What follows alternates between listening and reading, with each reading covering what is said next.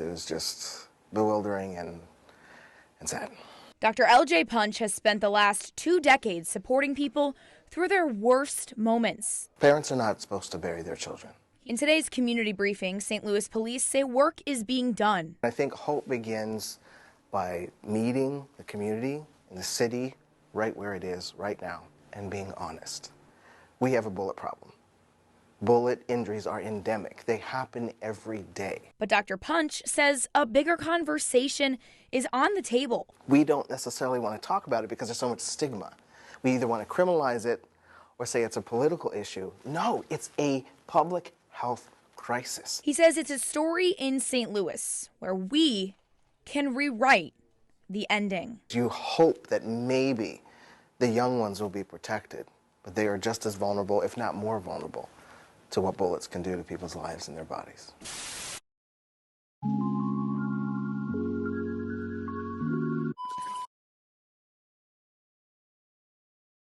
"15-year-old Emily Valentine was a beautiful young girl with a good heart. She would always do whatever she could to help others and was known for looking out for those around her. Although oftentimes an obedient and focused young girl, she would soon indulge in rebellious behavior that would tragically be her downfall. Around 7:40 p.m. on February 28th, the St. Louis Metropolitan Police Department responded to a home in the 3700 block of Minnesota Avenue in South St. Louis's Gravois Park neighborhood. Upon arrival, they would find the body of an unresponsive teen girl on a parking pad in an alleyway. A teenage girl was shot and killed in South St. Louis. Police say the 15-year-old was shot around 7:30 last night. This was on Minnesota near Winnebago, that is in the Gravois Park neighborhood. Police gave no word on a motive or suspects. The victim was identified as 15-year-old Emily Valentine, who was rushed to a local hospital where she was sadly pronounced dead after succumbing to a gunshot wound to the face. St. Louis police say they have identified a person of interest in the shooting and that the killing was not random, and the person of interest is someone who was with Emily that evening. An individual who lives in the area, he says is normally quiet, described hearing 5 or 6 shots before being approached by a young girl who said she was with Emily during the time of the shooting. After a string of youth violence over the last few weeks, some community members feel it's time to change the narrative. As of last week, police say the city of St. Louis has recorded at least 27 murders. 4 of those homicide victims have been 17 years of age or younger. St. Louis is reflecting the national reality that bullets have now become the leading cause of death in children. 15-year-old Emily Valentine is now victim to this statistic. Emily's grandmother was devastated and hopes whoever is responsible is held accountable. Days after her untimely murder, family and friends came together for a balloon release to honor and celebrate the life of the young girl who impacted the lives of so many around her.